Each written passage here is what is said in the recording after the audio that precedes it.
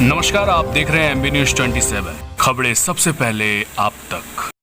आप देख रहे हैं एमबी न्यूज 27। मैं कुमार अश्मित। आज मैं खड़ा हूं कटिहार के श्यामा टॉकीज के गली पे। आइए देखते हैं कि किस तरह से पड़ा कोरोना का मार इस बार रक्षाबंधन पर। जैसा कि हम लोग जानते हैं, कोरोना एक वैश्विक महामारी है जो पूरे देश को झंझोड़ के रख दिया है। ये कोरोना, जैसा कि अभी रक्षाबंधन का त्यौहार है, लोग घर से आ रहे हैं, राखी खरीदने के लिए आ रहे हैं, मार्केटिंग करने के लिए आ रहे हैं। लेकिन ये मार्केट को देख के ऐसा लग रहा है कि कोरोना का जो मार पड़ा है रक्षाबंधन पर, वो पूरी तरह से प्रभावित कर दिया है यहाँ के दुकानदारों को, यहाँ के ग्राहकों को, सब लोगों को ये पूरी तरह से झंझोड़ कर रख दिया है। ज़रा देखिए।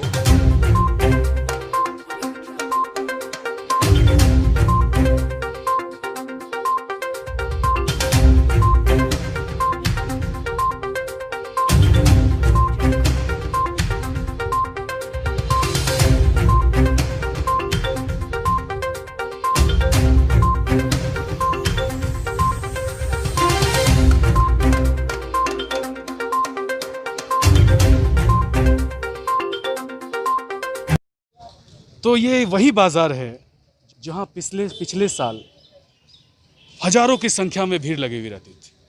लोग आते थे, लोग एक तरह से भीड़ होती थी यहाँ पे। लोग राखी खरीदने आते थे अपने घर से, बहुत खुशी होती थी सब में, एक उल्लासपन होता था। तो देखिए यहाँ की जो अभी का जो सिचुएशन है, अभी का जो मार्केट का जो दृश्य है, एक तरह से लग रहा है कि कोरोना इतना ज़्यादा प्रभावित किया है यहाँ के लोगों को कि एक तो लॉकडाउन है, अभी लॉकडाउन भी है, तो दो तरह की परेशानियाँ लोगों में हो रही है। एक तरह से इतना ज़्यादा प्रभावित किया है यहाँ के लोगों को, यहाँ के दुकानदारों को। ज़रा देखिए कि दुकान में कितना सन्नाटा छाया हुआ है, लोग आवाजाही कम कर रहे हैं। अब थोड़ा हम लोग अंदर की ओर घुस रहे हैं, गली के अंदर की ओर, और ज़रा देखते हैं यहाँ का जो नज़ारा है वो किस तरह का है।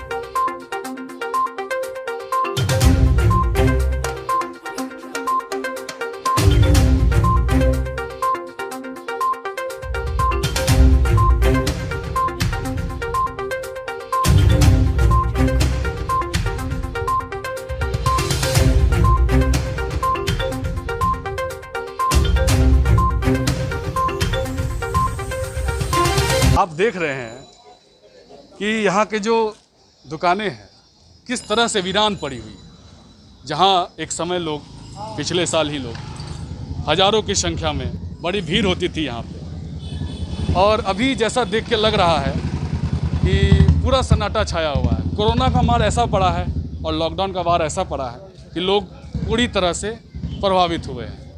कभी सोचा नहीं होगा कि कोरोना एक ऐसी बीमारी हमारे देश में आएगी और इस तरह से प्रभाव करेगी कि लोग पूरी तरह से कमज़ोर पड़ जाएंगे, प्रभावित हो जाएंगे।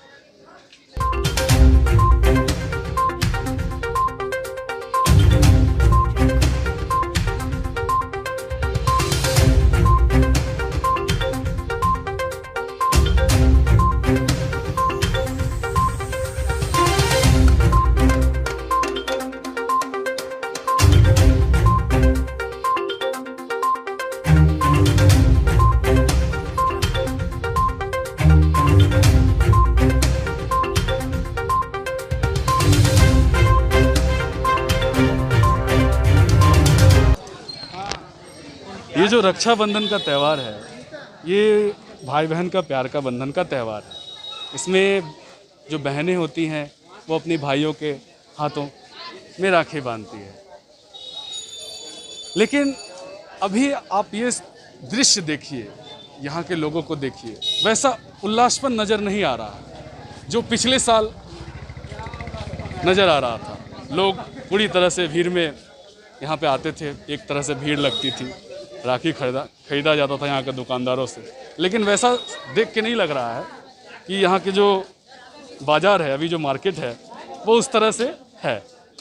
तो आइए हम जानते हैं यहाँ के लोगों से और पूछते हैं कि जो अभी जो रक्षाबंधन का जो त्यौहार है और इस वक्त जो कोरोना का जैसा मार है, लॉकडाउन है, इस समय लोग कितने प्रभाव हुए हैं, कितने प्रभाव पड़ा है लोगों पे इस समय। तो आइए जानते हैं यहाँ के लोगों से।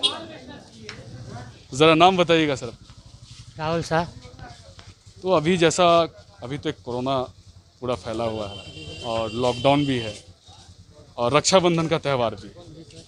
तो अभी जो रक्षाबंधन का त्यौहार है इस समय पिछले साल के मुकाबले में इस साल का कैसा मतलब रहा? बहुत ख़राब रहा है, बहुत ख़राब रहा इस बार, बहुत ख़राब रहा अगले बार से, क्योंकि लोग डर चुके हैं कोरोना लेके, भीड़ भड़ाका में निकलना नहीं चाहते हैं। सर अपना नाम बताइएगा। मेरा शुभ नाम नदीम इकबाल हुआ। सर अभी का जो मार्केट का स्थिति है वो किस टाइप का है, मतलब कैसा चल रहा है अभी रक्षाबंधन का त्यौहार में, प्रभाव कैसा पड़ा है कोरोना लेकर, लॉकडाउन लेकर? 75% इस पर असर है, 25% का सेल है। इससे पिछले साल जो हुआ था वो कुछ अच्छा हुआ था? बहुत अच्छा था इससे पिछले साल। इस साल का पूरा एकदम बिल्कुल ठप है। पिछले साल के मुताबिक तो इस साल पूरा फिनिश।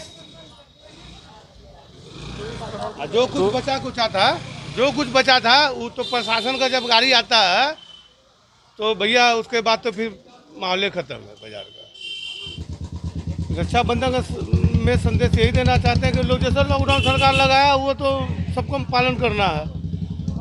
सबसे बड़ा दिक्कत हो गया प्रशासन के लोगों से। पुलिस घुस जाती है, डंडा लेके एकदम चमकाने लगती है। अरे भैया हम लोग भी इंसान है, 4 महीना का लॉकडाउन में भूखे मरे, कर्जा माथा पर 80,000। नीतीश कुमार देता है 5 किलो चावल और 5 किलो गेहूँ और 10 किलो चावल, क्या जिंदगी कट जाएगा उससे? देखिए ये जो है ना, ये रक्षाबंधन के ऊपर जो मार पड़ा, ये तो मेरा सेफ्टी है, समझे ना। नहीं होगा इस बार तो अगले बार हम रक्षाबंधन अच्छा से कर लेंगे। फिर भी हम रक्षाबंधन घर में भी मना लेंगे, समझे ना, साधारण तरह से भी मना लेंगे, लेकिन अपना सेफ्टी होना बहुत ज़रूरी बात है।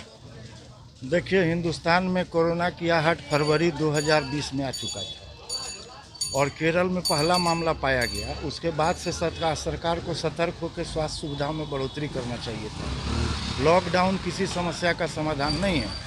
आम दिनचर्या जो लोगों का है वो अगर बाधित है मार्च से, तो इसके लिए सरकार की गलत नीति जिम्मेदार है। मैं कहता हूँ कि मार्च से लेकर और ये जुलाई और अगस्त में हम लोग प्रवेश कर गए, तब तक सरकार हाथ पर हाथ धर के बैठे क्यों रही?